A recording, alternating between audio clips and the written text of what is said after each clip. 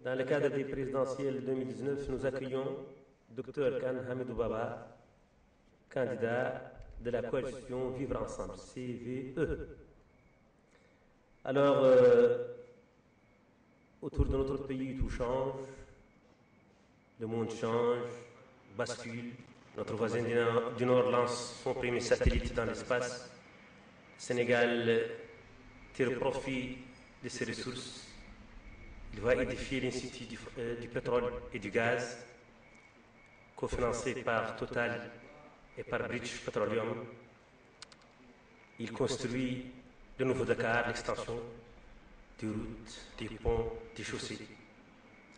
Quant à nous, 60 ans après l'indépendance, nous sommes encore en train de discuter de notre identité, de notre unité, de modifier à chaque fois notre constitution. Nous n'avons pas encore établi les bases solides de ce qui est encore un projet État.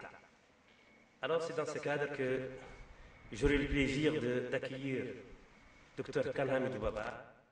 Il n'est pas à présenter, mais c'est un docteur dans les sciences de communication, donc Paris 2, Panthéon.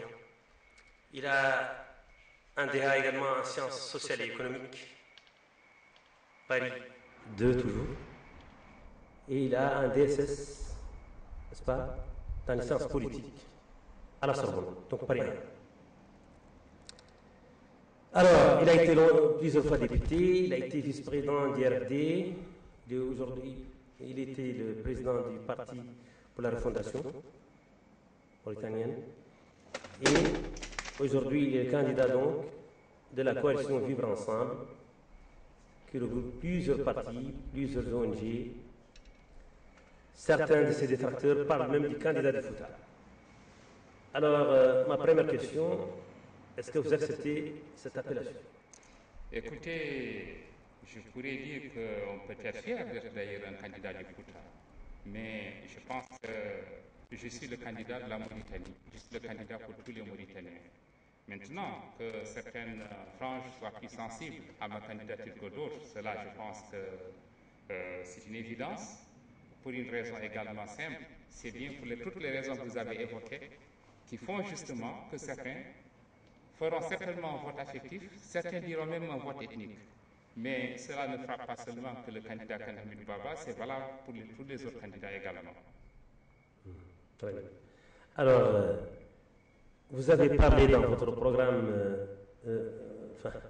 dans l'ébauche de votre programme, lorsque vous avez annoncé votre candidature à Bassora, à Sabra, vous avez parlé d'un contrat sociétal. J'ai envie, j'ai même hâte de savoir de quoi il s'agit.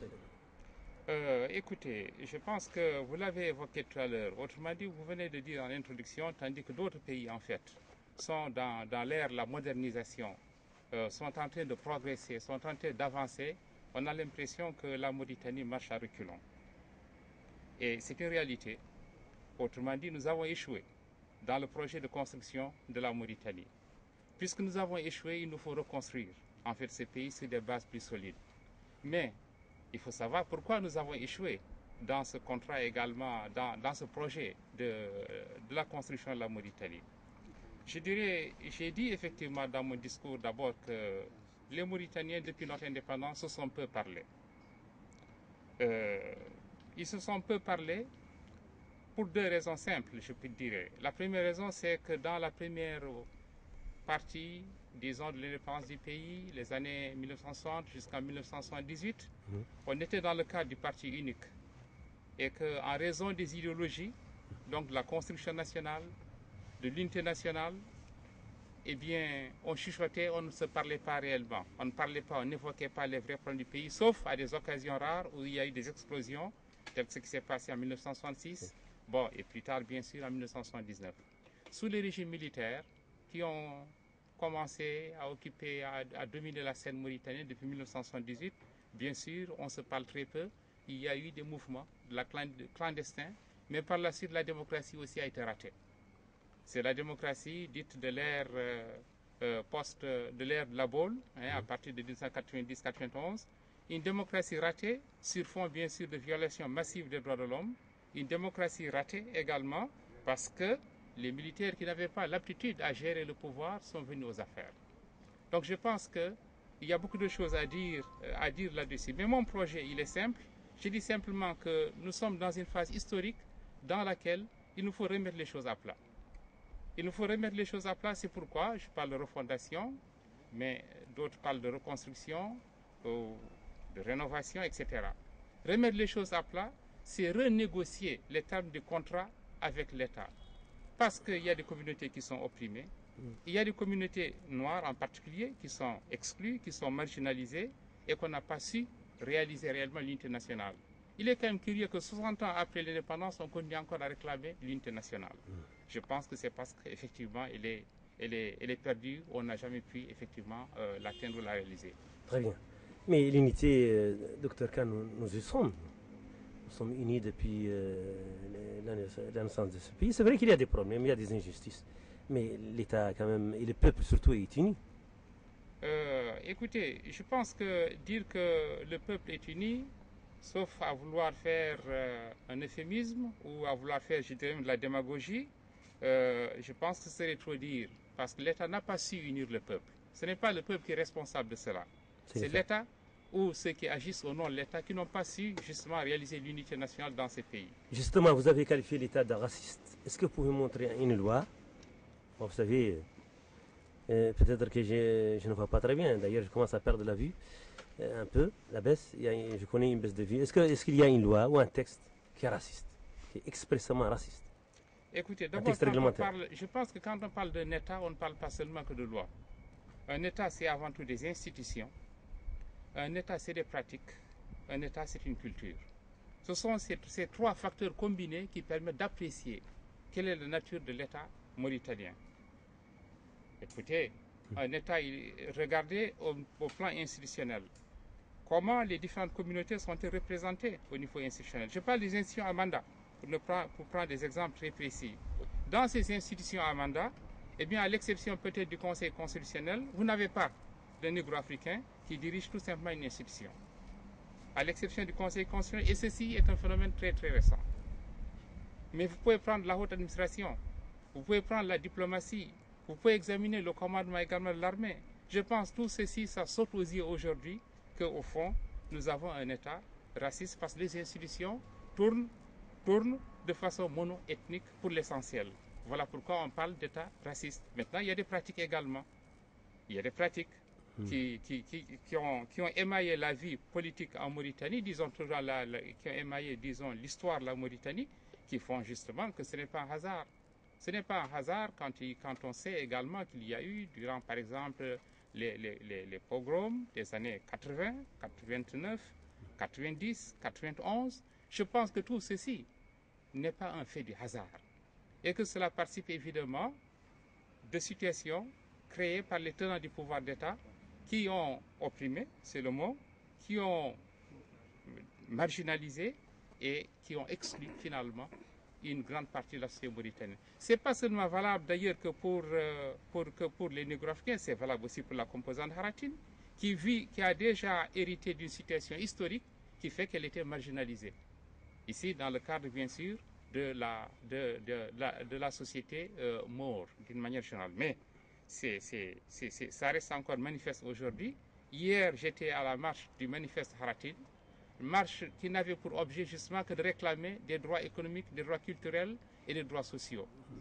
Il est quand même paradoxal que 100 ans après l'indépendance, qu'il y a des gens qui battent le macadam pour dire nous voulons être placés au même niveau que les autres composantes nationales. Très bien. Et qu'est-ce que vous proposez comme mesure phare dans votre programme pour pallier à tout ce que vous venez de dénoncer? Bon, d'abord, la première chose d'abord, c'est qu'il faudrait que les Mauritaniens se parlent. Il faudrait organiser des assises nationales pour traiter des problèmes justement qui sont ressentis comme tels, à la fois par les communautés en tant que communauté, parce que des communautés ont été victimes parce que c'est des communautés. Lorsqu'une communauté est victime en tant que communauté, on ne peut pas lui dire qu'elle ne doit pas réagir en tant que telle. Or, les mesures phares, je ne sais pas d'ailleurs si on peut les appeler les mesures phares, il y a bien sûr des mesures qu'on dirait conjoncturelles, qui permettront d'organiser des assises pour traiter des questions, des problèmes de fond de ce pays, mais il y a aussi des mesures de rattrapage qu'il faut prendre. C'est là peut-être qu'on verra les mesures phares, des mesures de discrimination positive qui permettront justement de faire en sorte que personne ne soit laissé sur le bord de la route.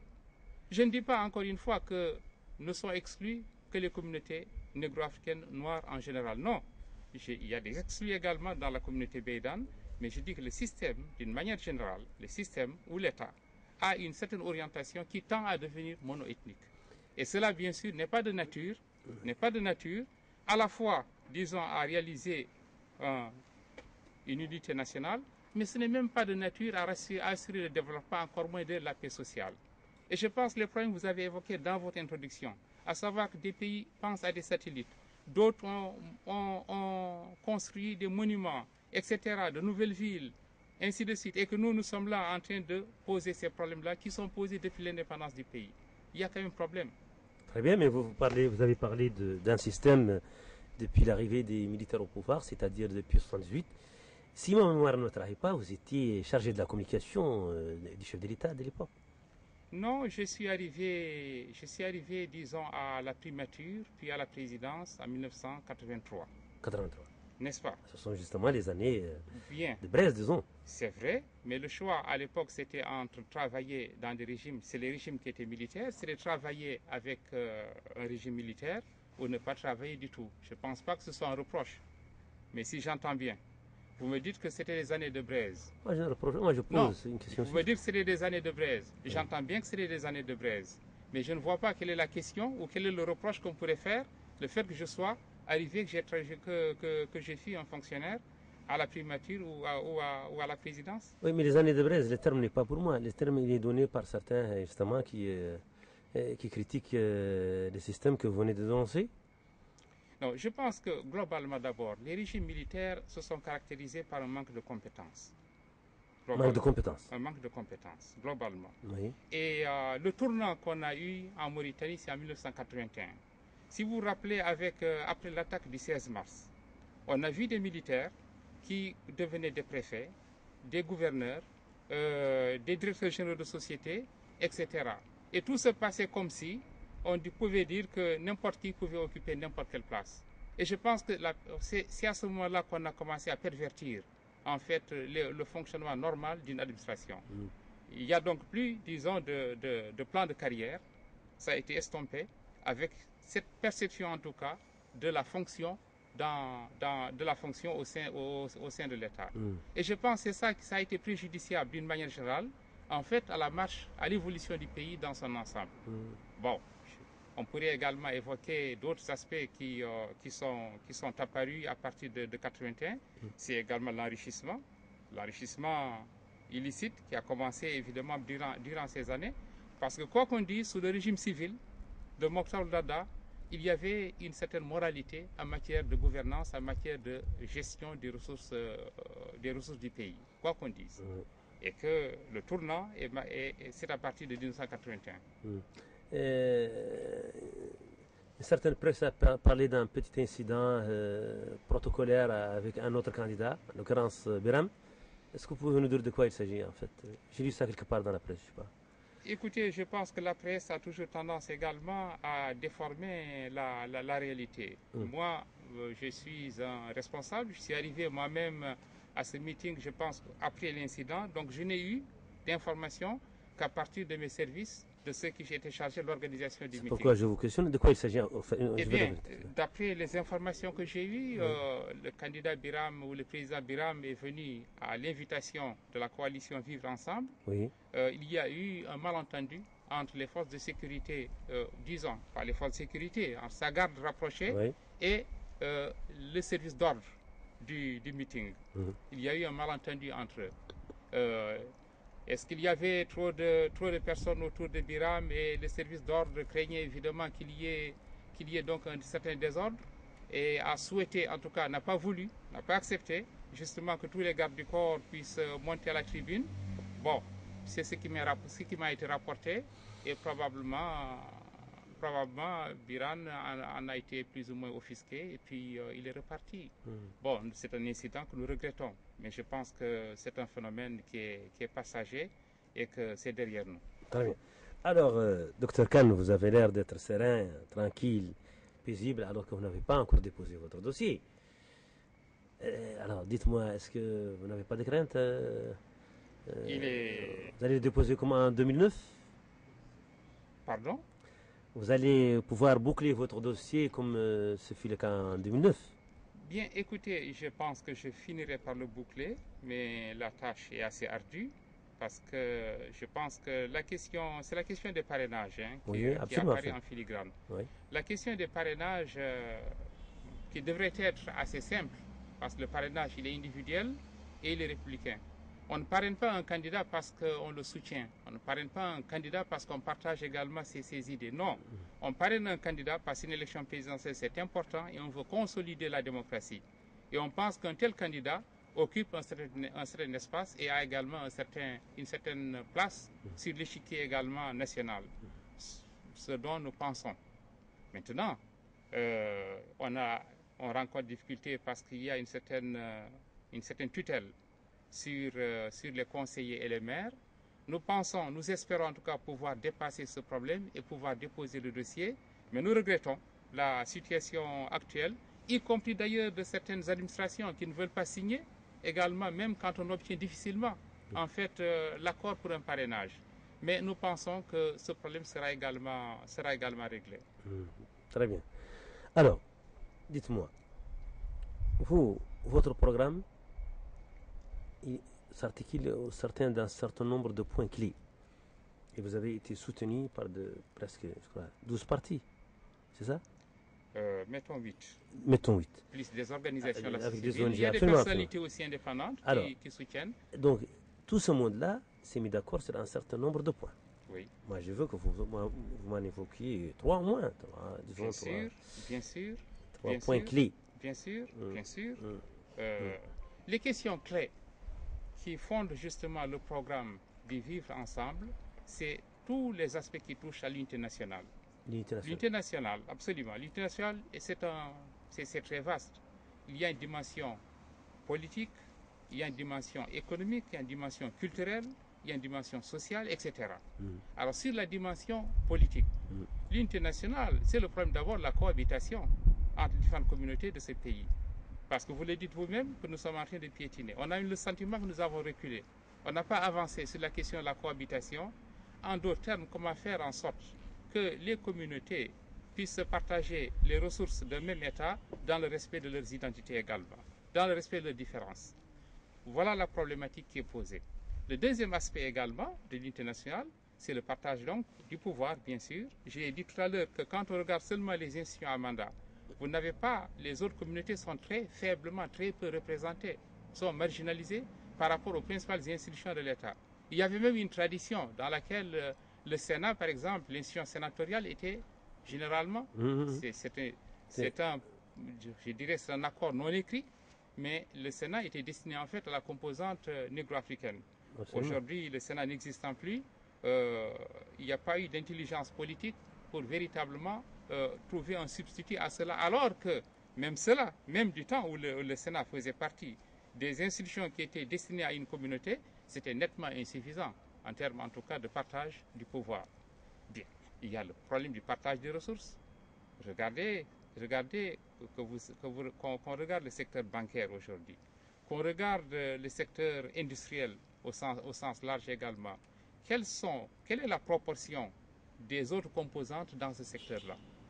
Dans des États, en tout cas encore une fois, intelligents, on s'arrange pour faire en sorte justement qu'on suscite, qu'on crée en fait des hommes d'affaires et qu'on porte des hommes d'affaires pour qu'ils puissent également être quelque part représentatifs et qu'ils puissent participer tout simplement à la redistribution qui peut également s'opérer et à la paix civile.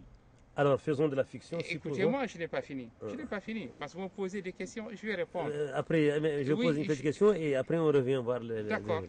Alors, faisons de la fiction. Supposons que Khan Hamidou Baba, par la volonté du créateur de l'univers, des cieux et des terres, franchisse le Rubicon, le perron du palais gris. Alors, quelles sont les 3 premières décisions avec lesquelles vous allez s'allier les Mauritaniens, si je peux Avec m'exprimer. votre permission, merci pour la question. Je ne l'oublie pas, je la laisse de côté, mais je reviendrai, je répondrai à cette question. Je disais tout simplement, en parlant par exemple des hommes d'affaires, je suis ici avec quelqu'un, un ancien homme d'affaires. Vous connaissez son histoire? Président Ballas? Oui, vous connaissez son histoire. Vous connaissez dans quelles conditions l'une des premières épiceries de ce pays a été pillée et finalement il a même failli perdre sa vie. Les exemples, on peut multiplier les exemples à loisir. Regardez aujourd'hui, je l'ai dit, regardez le système bancaire. Sur près d'une vingtaine de banques, je veux bien savoir. Voilà, l'idée est quelle est claire. la Maintenant, répondez à ma formation question. du capital. Docteur, l'idée est claire. Et je reviens également, je répondrai à votre question, je ne l'ai pas du tout oublié. Je reviens sur des questions clés qui constituent évidemment le pacte, disons, fondateur de la coalition également Vivre Ensemble. Bon, c'est la question culturelle. Il faut quand même qu'on en parle un peu, n'est-ce pas? Absolument. Je pense que autant sur la question culturelle, les langues nationales, il y a une revendication qui est vieille, qui est ancienne, qui revient tout le temps. C'est l'officialisation. Pas la transcription, ça c'est dépassé. C'est l'officialisation des langues nationales. Qu'est-ce que cela coûte aujourd'hui de les officialiser? D'autant plus, nous ne sommes pas comme un pays comme le Togo, où vous avez une cinquantaine de langues. Nous n'en avons que 4.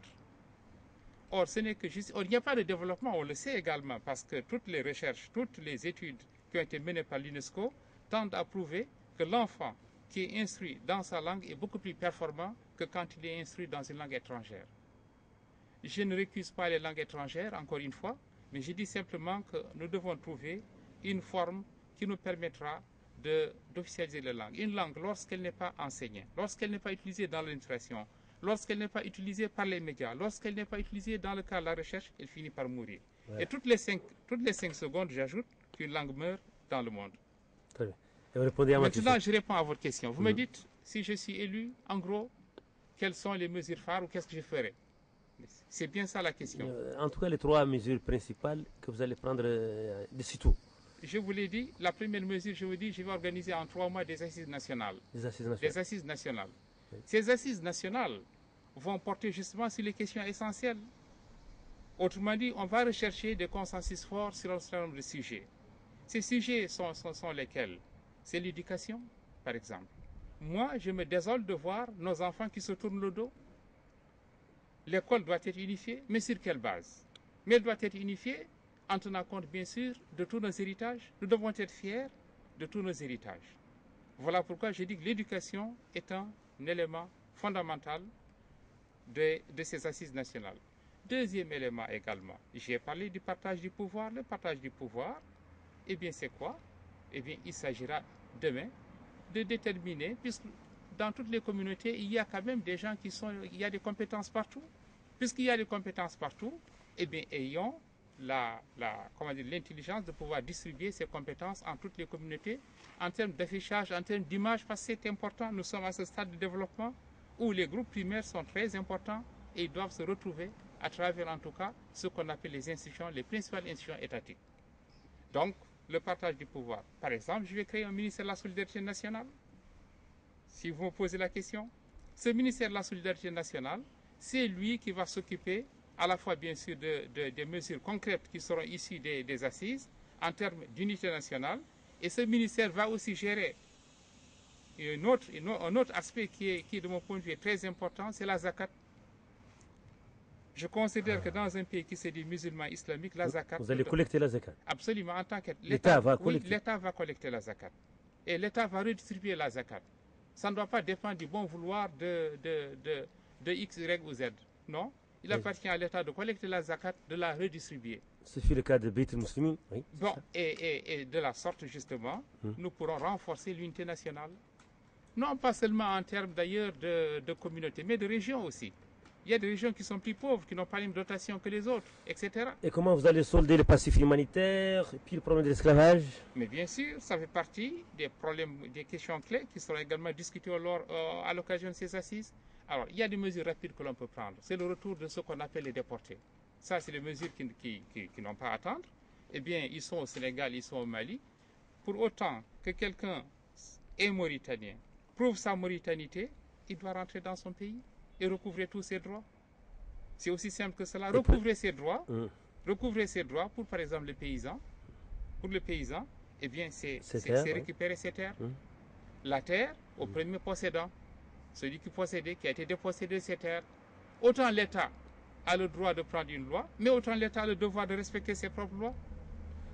Or, regardez ce qui se passe également au niveau de l'achèvement, au niveau de l'accaparement des terres. Très bien. Mais autre, non, vous avez posé une question, je vais vous répondre.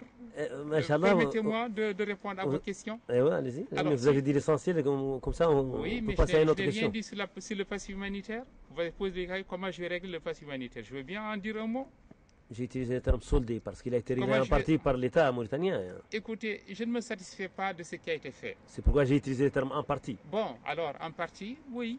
Oui, j'ai salué ce qui a été fait lors de la journée, effectivement, du souvenir à Kaïdi. Bon, mais la question du passif humanitaire ne peut pas être gérée de façon clandestine. C'est un problème national, il faut le gérer comme un problème national, comme on gère un problème national. La question du passif humanitaire, au centre, il y a des victimes et des ayants droit. Il faudrait qu'ils aient leur mot à dire. Or, ce qui a été fait jusque-là, en réalité, eh bien, ça a été malheureusement géré dans les officines plus ou moins secrètes, sans grande concertation. Et il faut regarder vers l'avenir. Il ne faut pas remuer le couteau dans la plaie, mais il faut regarder vers l'avenir. Et regarder vers l'avenir, ça suppose bien sûr qu'on soigne les plaies. Or, la plaie du passif humanitaire est encore béante aujourd'hui. Soigne les plaies, mais un musulman doit toujours savoir pardonner. Mais bien sûr, j'ai dit dans mon discours, si vous l'avez bien écouté, que personnellement, je serai le mendiant de l'unité nationale. Cela veut dire quoi? Cela veut dire que, bien sûr, il faut aller vers le pardon. Mais le pardon ne se décrète pas. Le pardon, il se construit, il se conçoit, il se conquiert. Et c'est à ce moment seulement qu'on pourra préparer, en tout cas, avoir plus d'harmonie dans la société mauritanienne et on aura la paix des esprits et des cœurs. C'est vrai. Mais il faut dire aussi que l'État et l'unité nationale ont besoin de la générosité des cœurs. La générosité des cœurs, c'est certes, il faut rétablir les gens dans leurs droits, il faut réparer, mais il faut aussi que les ayants droit pardonnent et fassent un grand acte en direction de la réconciliation nationale, c'est-à-dire en direction de Dieu. Bien, alors ça c'est l'hypothèse optimiste. C'était au cas où, par fiction, vous franchissez le perron du palier gris, palier présidentiel. Alors supposons que vous ne passez pas au second tour. Alors, quel est le candidat qui a le plus de chances d'avoir votre soutien? J'avoue que je ne fais même pas cette hypothèse. Moi, je l'ai fait. Les Mauritaniens se la posent aussi. Pour moi, c'est une hypothèse d'école, ce n'est pas une hypothèse de travail. Et moi, je travaille sur des hypothèses qui me paraissent tout à fait réalisables. Ah, vous pensez être au second tour? Oui, je pense que je serai au second tour. Bien. Alors, et si je ne le suis pas, vous me poserez la question et je vous répondrai. Très bien. Alors, dites-moi, docteur Khan, vous savez très bien qu'un candidat, il a besoin d'un programme et d'un bon discours. Ça, je ne m'inquiète pas pour vous là-dessus. Il a besoin des moyens. Et il a besoin aussi d'une puissance nationale et parfois étrangère. Malheureusement, c'est la vérité derrière lui. Alors, pour ce qui est de deux derniers points, à savoir les moyens et les puissances qui vous tiennent, est-ce que vous pouvez nous dire un mot? Les Mauritaniens ont droit à tout savoir. Écoutez, moi j'ai besoin avant tout des Mauritaniens. Je n'ai besoin que des Mauritaniens. Si les Mauritaniens me soutiennent, eh bien je vais passer. Cela dit maintenant, vous savez que j'ai déjà une partie des Mauritaniens. Ces Mauritaniens-là qui m'ont fait confiance feront également l'effort de soutenir ma candidature. En plus, bien sûr, des maigres moyens dont je peux disposer personnellement.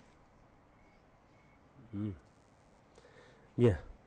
Donc, est-ce que vous considérez qu'il doit avoir un code déontologique de bonne conduite entre les candidats? Oui, je suis prêt à cela. Et je pense l'avoir déjà dit. Il faudra discuter bien sûr des termes de ce code de bonne conduite. Cela dit, il faudrait aussi que le débat soit franc, que le débat soit ouvert et que par conséquent, ça ne doit pas brider. En tout cas, l'exposé des programmes et la critique également du bilan. Il faut bien que cela se fasse aussi. Le bilan, justement le bilan, quel jugement portez-vous sur le bilan du... Non, moi je ne suis pas le porteur du candidat du bilan, on le connaît. Le candidat du bilan, on le connaît. On le connaît, oui. N'est-ce pas? Oui. Alors si vous me demandez quelle critique on peut porter sur le bilan, je pense que nous risquons de faire une autre émission. Mais je dirais d'emblée qu'il est globalement négatif. Est-ce que vous êtes prêt pour un débat contradictoire entre vous et un candidat, par exemple le candidat de la majorité? Absolument. Je l'ai dit ici. Et moi aussi je suis preneur. Très bien. Alors interrogez l'autre candidat alors. Dites-moi, Dr Khan.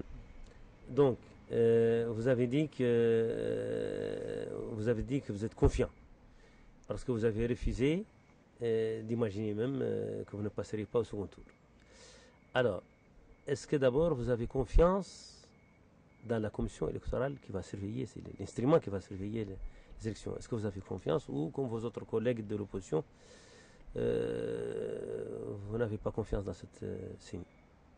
Écoutez, je pense que quand on a été mordu par le serpent, il est normal qu'on ait peur même de la corde que l'on peut rencontrer le soir. Or, la CENI, nous l'avons déjà expérimenté. Et nous n'avons aucune raison de dire que nous sommes confiants vis-à-vis de la CENI. Mais il y a une responsabilité de la CENI, mais il y a une responsabilité avant tout du gouvernement, du pouvoir. La responsabilité du pouvoir, elle est très large, cette responsabilité du pouvoir, parce que c'est elle qui maintient ce qu'on appelle ce comité directeur qui a 11, mais sur les 11 personnes, vous avez à peine une seule personne ou deux qui serait désignée ou nommée par l'opposition. Toutes les autres maintenant sont dans le camp de la majorité, pour l'essentiel. Un comité directeur, de par la loi, qui devait être à part égale entre les représentants de la majorité et ceux de l'opposition, mais voici... Oui, allez-y. Voici qu'un tel comité directeur, aujourd'hui, est inéquitable en termes de répartition entre majorité et opposition. Donc vous vous joignez à vos collègues pour demander sa modification? Mais bien sûr, il faudrait que ce soit équitable tout simplement. On ne demande pas plus, mais on demande également les droits de l'opposition qu'ils soient respectés dans le cadre de ce comité. L'État n'a pas fait des propositions en ce sens? L'État a fait des propositions qui sont encore à l'étude, mais il n'y a pas encore d'accord sur ces propositions. Il n'y a pas d'accord encore sur ces propositions. Par ailleurs, la CENI maintenant, parlons-en. La CENI proprement dite. De l'intérieur, il devait y avoir un audit du fichier électoral. Cet audit n'existe pas. Nous pensions également que la CENI allait organiser le vote des Mauritaniens de l'étranger, de la diaspora en particulier, dans au moins 12 pays. Aujourd'hui, l'information que nous avons, c'est que les élections présidentielles ne seront organisées que dans 6 pays, c'est-à-dire ceux qui étaient déjà retenus la dernière fois, lors des élections législatives. C'est un problème. Ça veut dire que beaucoup de Mauritaniens seront privés de leurs droits. Et ceci n'est pas acceptable. Bon, il y a des raisons cachées par rapport à cela. On nous avance le problème, en tout cas, ce qu'on entend dire. On n'a même pas de version officielle, c'est un problème de moyens. Mais est-ce que les moyens justifient qu'on empêche à des Mauritaniens d'exercer leurs droits au même titre que les autres? Il y a d'autres problèmes également, même ce Ravel dont on parle, qui vient d'être lancé. C'est un complément, c'est un recensement complémentaire, mais dans beaucoup de centres, dans beaucoup de bureaux, on ne peut pas s'inscrire. Or, on a confié cela à une institution qu'on appelle, je pense, l'ONES, à laquelle on a confié cela. L'Office national des statistiques. Oui, l'Office national de la statistique, on lui a confié cela. D'ailleurs, il y aurait beaucoup de choses à dire sur ce que l'ONES a fait tout récemment. L'ONES a désigné 15 coordinateurs, puisque vous me parlez encore d'unité nationale. Je pense qu'il faut être regardant sur ces questions. Or, ces 15 coordinateurs, vous n'avez aucun membre de la communauté négro-africaine. C'est un problème. Est-ce que vous ne coordonnez pas avec vos autres collègues de l'opposition, les autres candidats? Non, nous coordonnons, nous coordonnons. Mais le problème n'est pas là. Le problème, c'est le pouvoir, c'est le camp du pouvoir. C'est le camp du pouvoir qui ne nous écoute pas suffisamment. C'est le camp du pouvoir qui, en fait, joue la montre et nous oblige tout simplement à aller vers des élections alors que c'est une boîte noire en ce moment.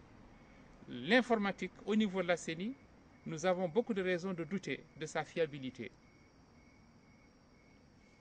L'informatique, je dis bien l'informatique au niveau de la CENI. Alors, il y a bien sûr d'autres problèmes également qu'on pourrait évoquer. C'est demain qui seront justement les membres des bureaux de vote, les commissions chargées les commissions qui seront désignées dans les bureaux de vote. Par le passé, nous avons vu que c'était des commissions partisanes. Il y a de quoi. L'administration globalement de la CENI, elle est partisane. Nous avons vécu cela.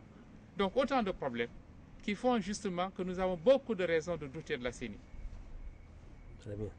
Alors, est-ce que vous pouvez, en dernier mot, expliquer aux Mauritaniens ce que vous faites, disons, vous adressez directement aux Mauritaniens, leur dire ce qu'il y a, un résumé de ce que vous pensez leur proposer. Écoutez, ce que je demande en fait aux Mauritaniens, c'est de comprendre que la coalition Vivre Ensemble n'est pas une coalition qui est fermée à une ou deux composantes. C'est une coalition qui est ouverte à tous les Mauritaniens qui partagent les valeurs de cette coalition.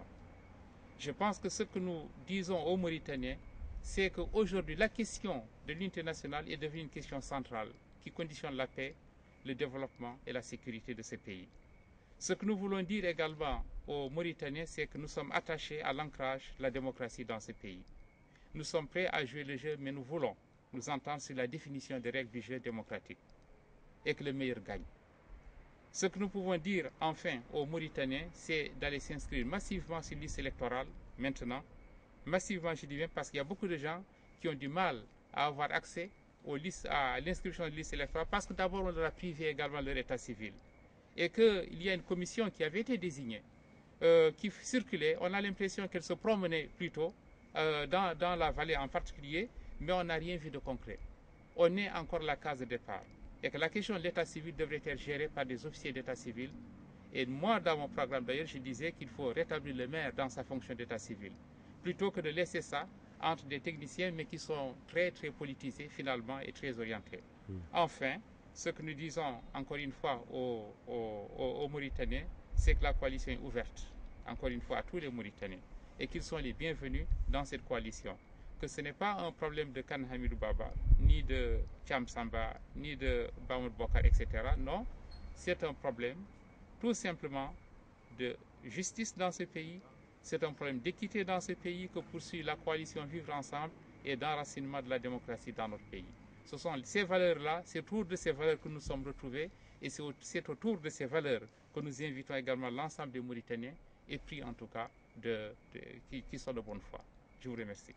إن لم يبقى لي إلا أن أشكركم وإلى موعد جديد والسلام عليكم ورحمة الله.